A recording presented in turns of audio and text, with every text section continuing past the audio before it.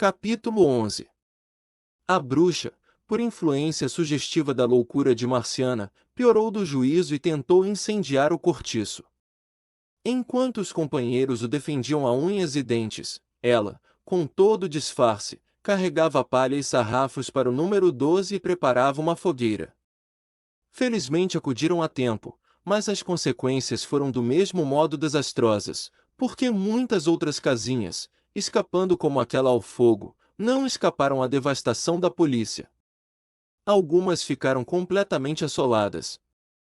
E a coisa seria ainda mais feia, se não vier o providencial aguaceiro apagar também o outro incêndio ainda pior, que, de parte a parte, lavrava nos ânimos. A polícia retirou-se sem levar nenhum preso.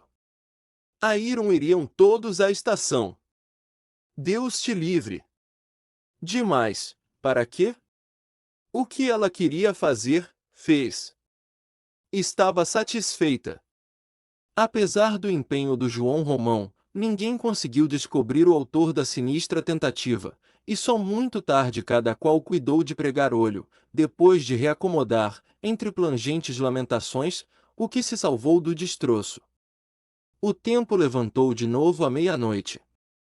Ao romper da aurora já muita gente estava de pé e o vendeiro passava uma revista minuciosa no pátio, avaliando e carpindo, inconsolável e furioso, o seu prejuízo. De vez em quando soltava uma praga.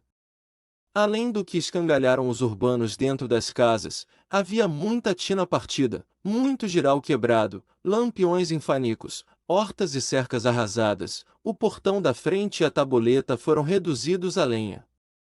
João Romão meditava, para cobrir o dano, carregar um imposto sobre os moradores da estalagem, aumentando-lhes o aluguel dos cômodos e o preço dos gêneros. Viu-se numa dobradora durante o dia inteiro, desde pela manhã dera logo as providências para que tudo voltasse aos seus eixos o mais depressa possível, mandou buscar novas tinas, fabricar novos jiraus e consertar os quebrados, pôs gente a remendar o portão e a tabuleta. Ao meio-dia teve de comparecer à presença do subdelegado na secretaria da polícia. Foi mesmo em mangas de camisa e sem meias, muitos do cortiço o acompanharam, quer por espírito de camaradagem, quer por simples curiosidade. Uma verdadeira patuscada esse passeio à cidade. Parecia uma romaria, algumas mulheres levaram os seus pequenitos ao colo, um magote de italianos ia à frente, macarroneando, a fumar cachimbo, alguns cantavam. Ninguém tomou bonde, e por toda a viagem discutiram e altercaram em grande troça, comentando com gargalhadas e chalaças gordas o que iam encontrando, a chamar a atenção das ruas por onde desfilava a ruidosa farândula. A sala da polícia encheu-se. O interrogatório, exclusivamente dirigido a João Romão, era respondido por todos a um só tempo, a despeito dos protestos e das ameaças da autoridade, que se viu tonta. Nenhum deles nada esclarecia e todos se queixavam da polícia, exagerando as perdas recebidas na véspera. A respeito de como se travara o conflito e quem o provocara, o taverneiro declarou que nada podia saber ao certo, porque na ocasião se achava ausente da estalagem. De que tinha certeza era de que as praças lhe invadiram a propriedade e puseram em cacos tudo o que encontraram, como se aquilo lá fosse roupa de francês. Bem feito! Bradou o subdelegado. Não resistissem. Um coro de respostas assanhadas levantou-se para justificar a resistência. Ah! Estavam mais que fartos de ver o que pintavam os morcegos, quando lhes não sai alguém pela frente. Esbodegavam até a última, só pelo gostinho de fazer mal. Pois então uma criatura, porque estava a divertir-se um bocado com os amigos, havia de ser aperreada que nem boi ladrão. Tinha lá jeito. Os rolos era sempre a polícia quem os levantava com as suas fúrias. Não se metesse ela na vida de quem vivia sossegado no seu canto, e não seria tanto barulho, como de costume, o espírito de coletividade, que unia aquela gente em círculo de ferro, impediu que transpirasse o menor vislumbre de denúncia. O subdelegado, depois de dirigir-se inutilmente a um por um, despachou o bando, que fez logo a sua retirada, no meio de uma lacridade mais quente ainda que a da ida. Lá no cortiço, de portas adentro, podiam esfaquear-se à vontade, que nenhum deles, e muito menos a vítima, seria capaz de apontar o criminoso, tanto que o médico, que, logo depois da invasão da polícia, desceu da casa do Miranda à estalagem, para socorrer Jerônimo, não conseguiu arrancar deste o menor esclarecimento sobre o motivo da navalhada. Não fora nada. Não fora de propósito.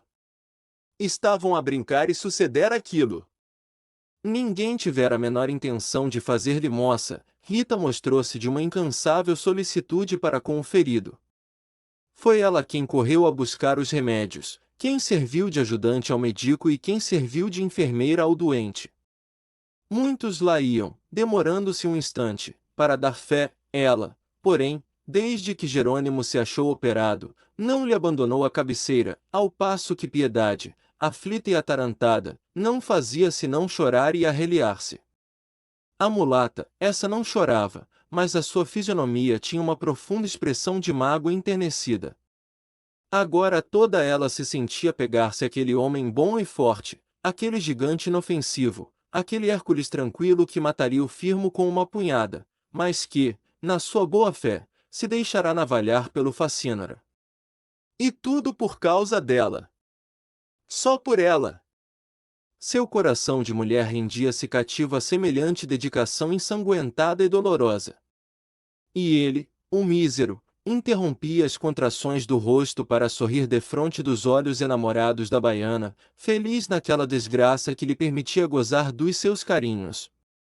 E tomava-lhe as mãos, e cingia-lhe a cintura, resignado e comovido, sem uma palavra, sem um gesto, mas a dizer bem claro, na sua dor silenciosa e quieta de animal ferido, que a amava muito, que a amava loucamente.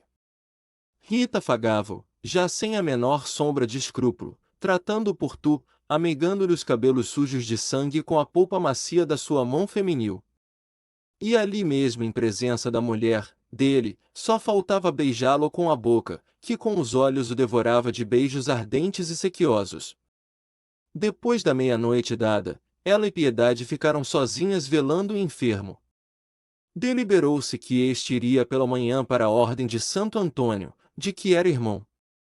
E, com efeito, no dia imediato, enquanto o vendeiro e seu bando andavam lá às voltas com a polícia, e o resto do cortiço formigava, tagarelando em volta do concerto das tinas e giraus, Jerônimo, ao lado da mulher e da Rita, seguia dentro de um carro para o hospital. As duas só voltaram de lá à noite, caindo de fadiga. De resto, toda a estalagem estava igualmente prostrada e morrendo pela cama, se bem que nesse dia as lavadeiras em geral gazeassem o trabalho. As que tinham roupa com mais pressa foram lavar fora ou arrastaram bacias de banho para debaixo das bicas, a falta de melhor vasilha para o serviço. Discutiu-se a campanha da véspera sem variar o assunto. Aqui era um que lembrava as suas proezas com os urbanos, descrevendo entusiasmados pormenores da luta. Ali, outro repetia, cheio de empáfia, os desaforos que dissera depois nas bochechas da autoridade. Mais adiante trocavam-se queixas e recriminações, cada qual, mulheres e homens, sofrerá o seu prejuízo ou a sua arranhadura, e mostravam entre si, numa febre de indignação, os objetos partidos ou a parte do corpo escoriada. Mas às 9 da noite já não havia viva alma no pátio da estalagem. A venda fechou-se um pouco mais cedo que de costume. Bertoleza atirou-se ao colchão, estrompada. João Romão recolheu-se junto dela, porém não conseguiu dormir, sentia calafrios e pontadas na cabeça. Chamou pela amiga, a gemer, e pediu-lhe que lhe desse alguma coisa para suar. Supunha estar com febre. A crioula só descansou quando, muitas horas adiante, depois de mudar-lhe a roupa, o viu pegar no sono, e daí a pouco, às 4 da madrugada, erguia-se ela, com estalos de juntas, a bocejar, fungando no seu estremunhamento pesadão, e pigarreando forte. Acordou o caixeiro para ir ao mercado, gargarejou um pouco d'água à torneira da cozinha e foi fazer fogo para o café dos trabalhadores, riscando fósforos e acendendo cavacos num fogareiro, donde começaram a borbotar grossos novelos de fumo espesso. Lá fora clareava já, e a vida renascia no cortiço. A luta de todos os dias continuava, como se não houvera interrupção. Principiava o burburinho. Aquela noite bem dormida punha-os a todos de bom humor Pombinha, entretanto, nessa manhã acordara abatida e nervosa, sem animo de sair dos lençóis. Pediu café à mãe, bebeu, e tornou a abraçar-se nos travesseiros, escondendo o rosto. Não te sentes melhor hoje, minha filha? Perguntou-lhe Dona Isabel, apalpando-lhe a testa. Febre não tens? Ainda sinto o corpo mole, mas não é nada, isto passa, foi de tanto gelo, que tomaste em casa de madama. Não te dizia?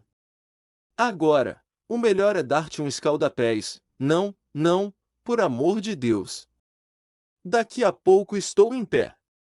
Às 8 horas, com efeito, levantava-se e fazia, indolentemente, o alinho da cabeça, defronte do seu modesto lavatório de ferro. Dir-se-ia sem forças para a menor coisa, toda ela transpirava uma contemplativa melancolia de convalescente, havia uma doce expressão dolorosa na limpidez cristalina de seus olhos de moça enferma, um pobre sorriso pálido a entreabrir-lhe as pétalas da boca, sem lhe alegrar os lábios, que pareciam ressequidos à míngua de beijos de amor, assim delicada planta murcha, languece e morre, se carinhosa borboleta não vai sacudir sobre elas asas prenhes de fecundo e dourado pólen. O passeio à casa de Léonie fizera-lhe muito mal, trouxe de lá impressões de íntimos vexames, que nunca mais se apagariam por toda a sua vida. A Cocotte recebeu-a de braços abertos, radiante com apanhá-la junto de si, naqueles divãs fofos e traidores, entre todo aquele luxo extravagante e requintado próprio para os vícios grandes.